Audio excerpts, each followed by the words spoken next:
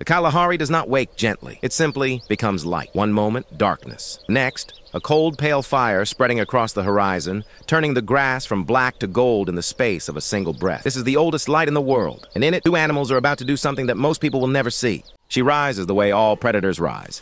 Slowly, deliberately, as if the body is remembering itself from the inside out. A young female cheetah, lean, hungry. Ribs tell the story of last night, a story with no satisfying ending. She stretches, sits, and turns her face to the horizon with the calm, unhurried attention of something that has learned, not quickly, but completely, how to read a landscape. Then, a sound. Clear, ringing, musical almost, in the way that only the calls of birds of prey can be, beautiful and purposeful at the same time. Her ears find it before her eyes do, and something in the way her body settles, not tightening, not startling, but settling, tells us this sound means something specific to her. She has heard it before. On the bare crown of a dead camelthorn tree, a pale chanting goshawk, soft gray, still as carved stone, yellow legs gripping the branch with the casual certainty of something that owns every view it has ever had. Its head turns, slowly, methodically. It is reading the ground the way only a bird can, from above, where everything is visible, where the grass holds no secrets, where the sand beneath every stem is an open page. This is not a coincidence. These two animals have crossed paths before, more mornings than either of them could account for, in whatever way animals account for things. The hawk has learned something about this cheetah. When she moves, things run, and things that run in open ground with a hawk above them rarely get far. She sets off. The loose, easy walk of a cheetah covering ground, each step placed with the quiet confidence of an animal that has been doing this since before it could fully remember learning. Above her, the hawk lifts from its branch without drama, without hurry. It angles itself ahead and to the side, 15 meters up, following without following, watching without watching. To anyone observing from a distance, they might almost appear to be traveling together. They are. She stops. Nothing visible has changed. The grass ahead looks exactly as it did a moment ago, pale, gold, swaying in the morning breeze. But something has changed. The hawk drops lower. That is all the confirmation she needs. Here's the problem with being a cheetah. You are built for speed, for the open sprint, the explosive burst, the pursuit across clear ground. But the prey you need is rarely in the open. It is in the grass. And the grass, at ground level, is a wall. The hawk has no such problem. From 15 meters above, the grass is transparent. Every movement beneath the stems, every shift of a wing, every twitch of a leg is visible against the pale sand below. One animal sees nothing. The other sees everything. Between them, they see enough. The hawk drops lower still, hovers, wings beating, body held stationary, head angled directly downward. It is not communicating exactly. It has no intention to communicate. It is simply doing what it does, positioning itself above prey it has located. But Nyota has learned to read this positioning the way you might read a pointing finger. There, right there. She drops into the crouch. If you have never seen a cheetah stalk, it is one of the most improbable things a large predator does. A 50-kilogram animal making itself invisible through stillness and patience alone. Forward, freeze, forward, freeze. Each movement timed to nothing. Each pause held for as long as it needs to be. The grass does not know she is coming. Inside the grass, and a covey of francolins, brown, mottled, pressed flat against the sand with the absolute trust of creatures whose only defense is to become part of the ground they stand on. They cannot see the cheetah, they cannot see the hawk. They have done everything right, and it may not be enough. The goshawk glides to a termite mound, 20 meters from the grass patch. Low, ready. It has learned this part too, when to circle and when to stop circling and wait.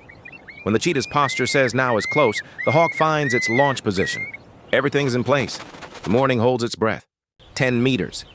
Nyota's body is almost flat against the sand now, belly nearly touching, head held low and forward, eyes fixed and unblinking. This is the part where everything that has happened before, every morning of practice, every failed stalk, every wasted sprint, either pays off or doesn't. She does not think about this. She simply moves. And then, she doesn't. Move slowly, that is. The stalk ends the only way a cheetah's stalk can ever end, with a violence of acceleration so complete that the eye struggles to follow it, from stillness to full speed in 3 strides. The grass doesn't have time to react, neither does anything inside it. The covey erupts, a dozen birds in every direction at once, a chaos of wings and alarm calls and brown feathers against the pale sky.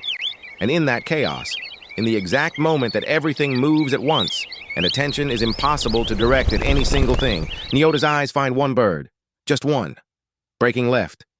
In the same instant, the goshawk is already airborne, It doesn't wait to see what the cheetah chooses. It has already chosen. A francolin breaking right into open sand with nowhere left to hide. Two predators, two targets. One moment of chaos shared between them. Neither planned this, both depend on it. Both. For 3 seconds, a cheetah hunts at ground level. A hawk hunts 10 meters above. The same disruption serving both of them. The same scattered covey, providing two separate opportunities that neither animal could have created alone. Watch this carefully. This is something very few people have ever witnessed. Nyota's francolin is fast, low, weaving, using every grass tussock between itself and death. She matches every turn. Her tail, long, heavy, built precisely for this, swings against each change of direction like a counterweight on a machine designed by 10 million years of refinement. Above, the hawk's francolin has no tussocks to weave between. It has only open sand and the sky above it. Both now are working against it. The hawk folds. Wings pressed tight. Body angled downward. Talons forward. It is not a dramatic thing to watch. It is over too quickly for drama. One moment the francolin is flying, the next moment it is not. The hawk carries it to the ground and begins to feed immediately. No ceremony, no pause. This is simply what this morning was for. Nyota's francolin makes one final cut. Into a patch of grass, too dense, too potentially dangerous for her to follow into at the speed she is carrying. She skids to a stop. The bird is gone. She stands for a moment, chest already beginning to heave, and looks at the undisturbed grass ahead of her. Then she looks away. In the savannah, a miss is not a failure. It is simply the morning continuing. The fastest land animal on Earth pays a price for that speed that no other large predator pays. After a sprint, even a short one, a cheetah's body temperature rises to levels that, sustained even briefly longer, would cause brain damage. She must stop. She must cool. She must breathe. The grassland does not wait for her. The prey does not wait. The other predators that might smell this morning's effort on the wind, they certainly don't wait. But her body overrules all of it. 10 minutes, minimum. She lies down. 20 meters away, the hawk feeds in peace. It glances upward periodically, not at Nyota, but at the sky above, checking for the silhouettes of larger raptors that might decide its meal belongs to them. The morning is still young. The Kalahari is patient in a way that cities never are, and wild places always are. It simply continues, second by second, making no demands, offering no comfort, providing exactly what is needed for those willing to wait. 15 minutes later, she rises. The hawk has already moved, lifted from the remains of its meal, and returned to the air, circling above a different patch of grass 50 meters further on. Tighter circles this time. More urgent. She reads it immediately. Something is there. Something worth hurrying for. She moves toward it. Not the slow search stalk of the first attempt, but the direct approach of an animal that already knows where to look. The hawk told her. Beneath a grass tussock, a young spring hare, pressed flat, ears back, heart beating at a frequency that, if you could hear it, would tell you everything you needed to know about the quality of its fear. It is doing everything correctly, everything its instincts have ever told it to do in this situation. But its instincts were written for a world where one predator approached at a time, not two. She doesn't search the grass. She doesn't need to. She watches the hawk, and the hawk is a compass needle pointing at exactly one thing. She uses its circling the way a navigator uses a landmark, a fixed point in a complicated landscape telling her precisely where to go. 6 meters, the final crouch. The stalk has taken half the time of the first one. Experience does that. The spring hare feels her coming through the ground before she arrives. Vibration, weight, the particular frequency of a large predator's approach that its hind legs have been waiting to respond to since before it was born. It bolts into open ground. And Nyota launches 3 seconds from stillness to the speed that makes her species the most extraordinary runner that has ever lived. Across open sand, nothing alive can outrun her. The spring hare cuts left. A hard, fast, desperate turn. The move that has saved it from every smaller predator it has ever encountered. Nyota's tail swings right. Physics, meeting physics. Her paw hooks the spring hare's hindquarters. Not a full grip, just a hook, just enough. And the spring hare's trajectory becomes something other than escape. They go down together in the dust. The killing bite is quick. And then, before she has even fully caught her breath, she sits up, head raised, eyes moving in a slow, methodical arc across every degree of the horizon. This is not caution. This is protocol. The hard-learned discipline of a predator that has lost more meals than it cares to remember to animals larger than itself that arrived while it was still feeding. She looks at everything before she looks at her meal.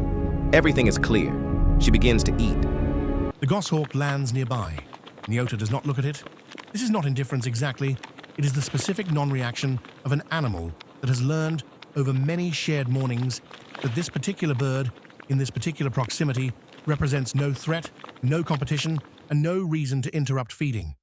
The hawk hops closer, collects what falls, eats, two animals sharing a meal that neither of them would have so easily earned alone. No contract between them, no understanding in any conscious sense. Just two creatures shaped by the same landscape, finding that the world makes a little more sense and provides a little more food when their paths run parallel.